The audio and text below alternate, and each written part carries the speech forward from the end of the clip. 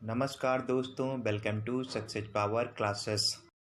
दोस्तों आइए पढ़ते हैं active voice and passive voice के बारे में तथा इससे संबंधित कुछ इम्पॉर्टेंट नियम। दोस्तों आपको पता है कि एक्टिव वॉइस जो होता है हमारा कर्त प्रधान होता है। कर्त प्रधान मतलब जो इसमें सब्जेक्ट मुख्य हो, जिसमें सब्जेक्ट कार्य कर रहा हो।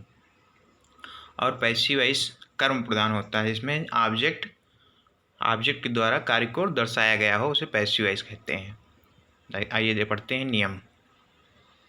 वर्ब का वह रूप वॉइस कहलाता है जिससे पता चलता है कि कर्ता कोई काम करता है या कर्ता पर कोई काम होता है। एक्टिव वॉइस किसे कहते हैं? वर्ब का वह रूप एक्टिव वॉइस कहलाता है जिससे यह ज्ञात हो कि कर्ता पर किसी क्रिया को किसी कर्म पर करता है। इसका स्ट्रक्चर क्या है? Subject plus verb plus object. ही क्या होता है? एक्टिव वॉइस में होता है, इसमें सब्जेक्ट मेन होता है। पैसिव वॉइस में क्या होता है? वर्ब का वह रूप पैसिव वॉइस कहलाता है जिससे यह ज्ञात होता है कि कर्म ऑब्जेक्ट पर किसी क्रिया का प्रभाव पड़ता है, जैसा कि मैंने आपको पहले ही बताया है। फार्मूला क्या है इसमें? इसका स्ट्रक्चर क्या है? Object plus helping verb plus verb की third form plus by plus subject.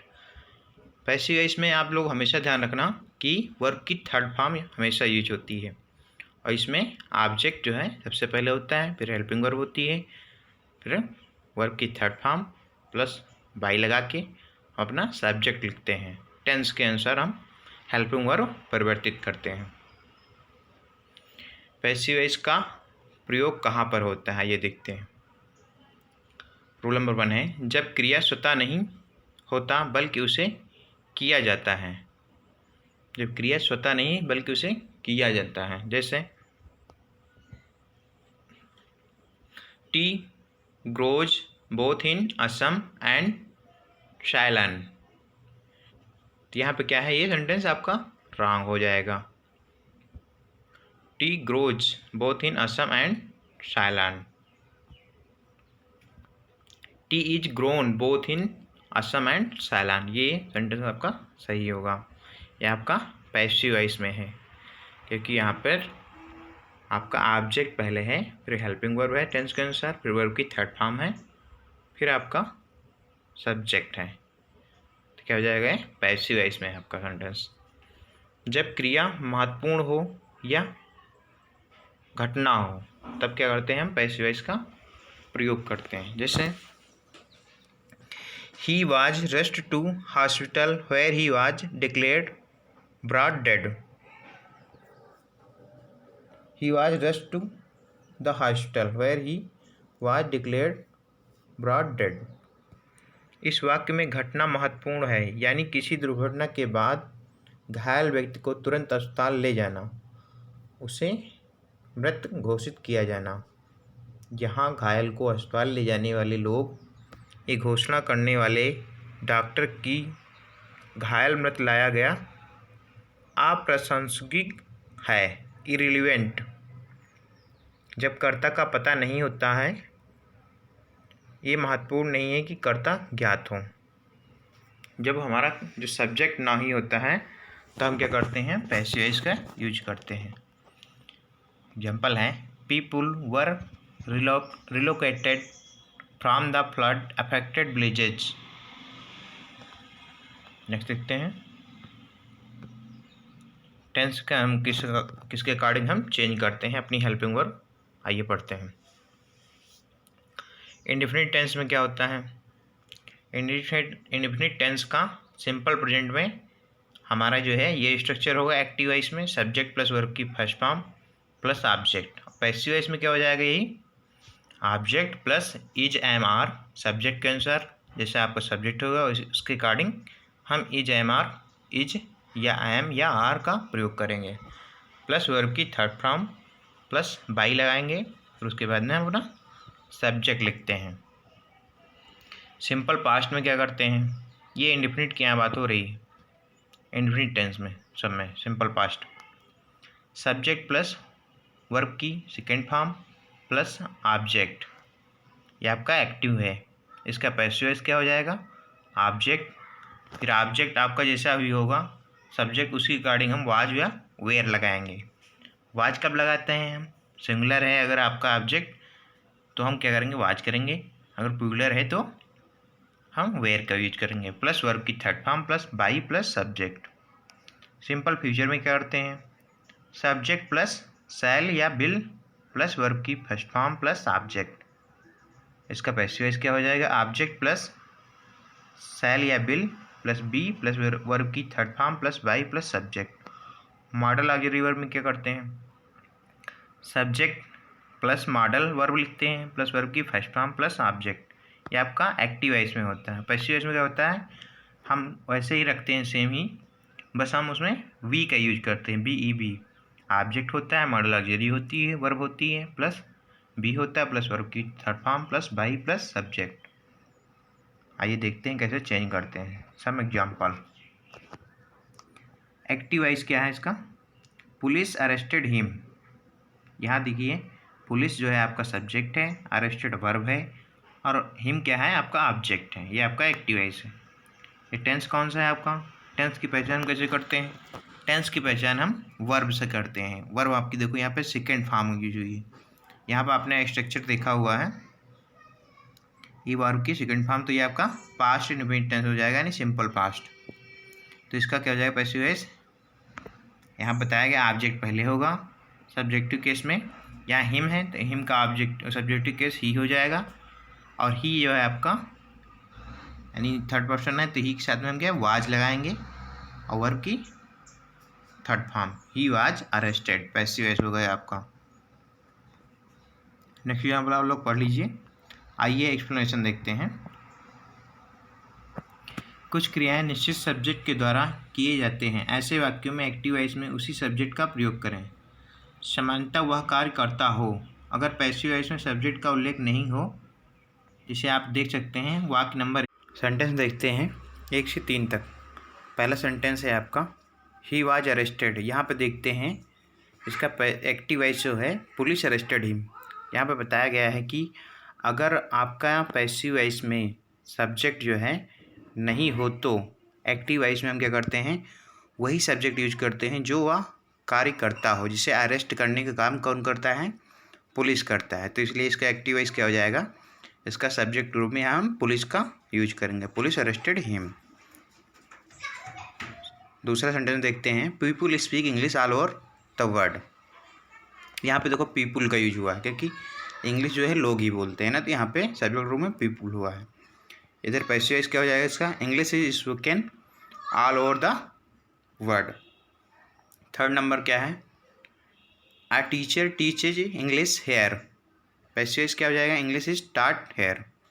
तो यहाँ पे देखो इधर जो है सब्जेक्ट का वर्णन नहीं दिया हुआ है पैसिव वॉइस में, लेकिन हम अगर पैसिव वॉइस से एक्टिव वॉइस बनाते हैं तो हम क्या करते हैं, सब्जेक्ट ऐड करते हैं। ठीक है, कौन इंग्लिश पढ़ाता है, यानी टीचर ही इंग्लिश पढ़ाता है। ठीक है, आगे देखते हैं रूल। इसी प्रकार क्रियाएं अगर इंडेफिनिट प्रोनाउन या वेगी नाउन के द्वारा किए जाएं तो पैसिव वॉइस में बाई प्लस सब्जेक्ट का प्रयोग ना करें। वेगी नाउन मतलब अस्पष्ट संज्ञा या अस्पष्ट जो आपका सब्जेक्ट है, ऐसा कुछ हो तो हम क्या करते हैं, बाई का प्रयोग नहीं करते हैं, बाई प्लस सब्जेक्ट का प्रयोग नहीं करते हैं। सेंटेंस देखते हैं, सेंटेंस नंबर 2 एंड 4।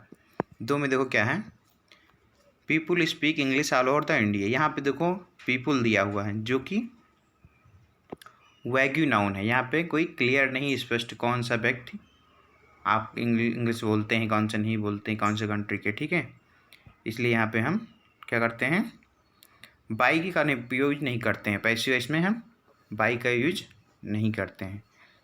ठीक है, देखो नॉर्मल सेंटेंस हुआ है आपका, English is spoken all over the world, क्योंकि यहाँ पे हमारा जो है सब्जेक्ट क्लेरिफाई नहीं है, स्पष्ट नहीं है, कौन से लोग इंग्लिश बोलते हैं, कौन से नहीं बोलते हैं। ऐसा तब भी किया जाता है जब इतना ऑब्वियस हो कि उसका उल्लेख करना ज़रूरी ना हो। यानी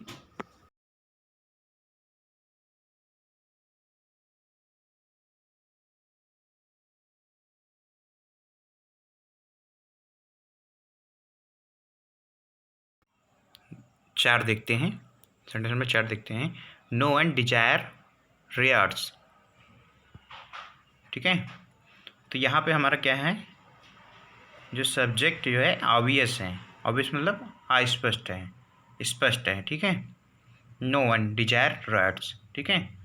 तो इसका क्या हो जाएगा, रियार्ड्स आर नॉट डिजायर्ड। नेक्स्ट देखते हैं। बी या उसके फार्म अगर मेन वर्ब के स्थान पर हो तो वाक्य पैसिव वॉइस में नहीं हो सकता।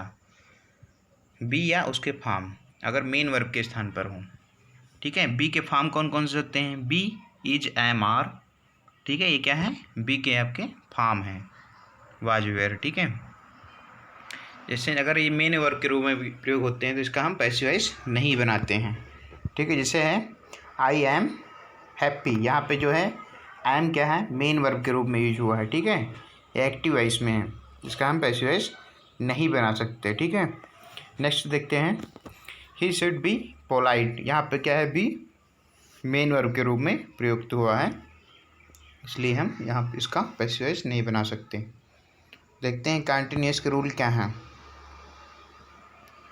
कंटिन्यूअस के रूल हैं कंटिन्यूअस टेंस के।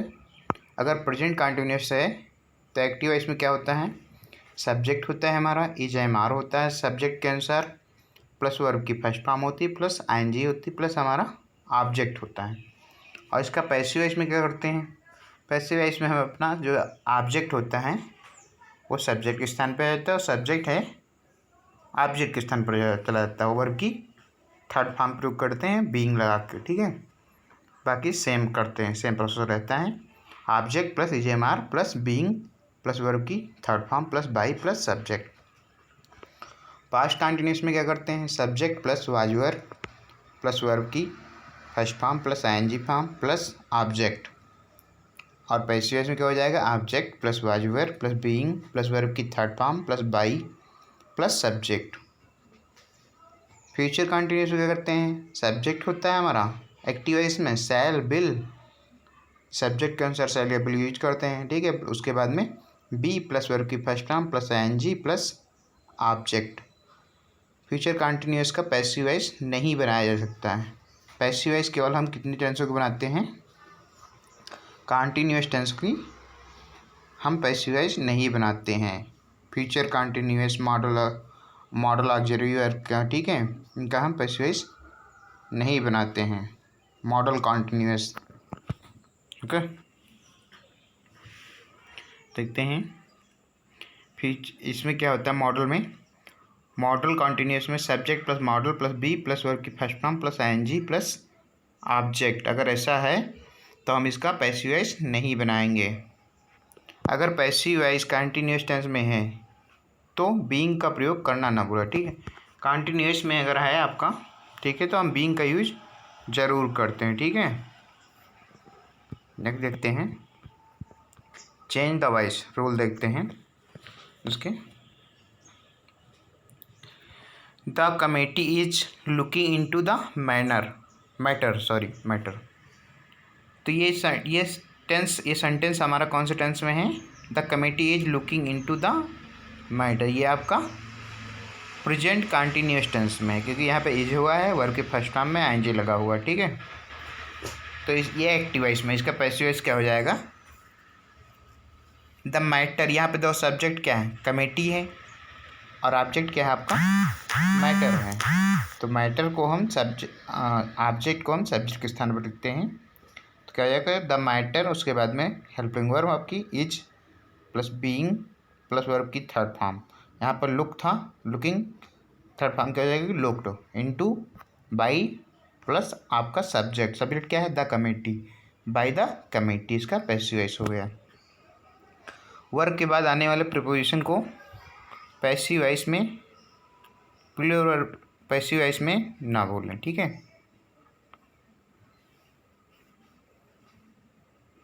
दे आर लाफिंग एट यू, ठीक है। तो इसका क्या हो जाएगा, you are being laughed at by them, ठीक है। इसका हम देखो, दे का हम अगर ऑब्जेक्टिव केस में करेंगे तो क्या हो जाएगा, देम हो जाएगा, बाई देम हो जाएगा पैसिव वॉइस में। The accused is being product before the court. इसका पैसिव वॉइस क्या होगा, द पुलिस सॉरी, हाँ, the police are producing the accused before the court. Next है, right to protest peacefully is being demanded by the revolutionaries.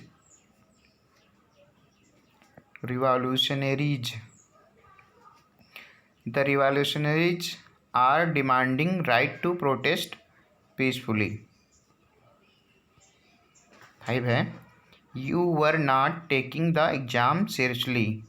इसका passive voice क्या हो जाएगा, the exam was not being taken seriously by you। दोस्तों आज के लिए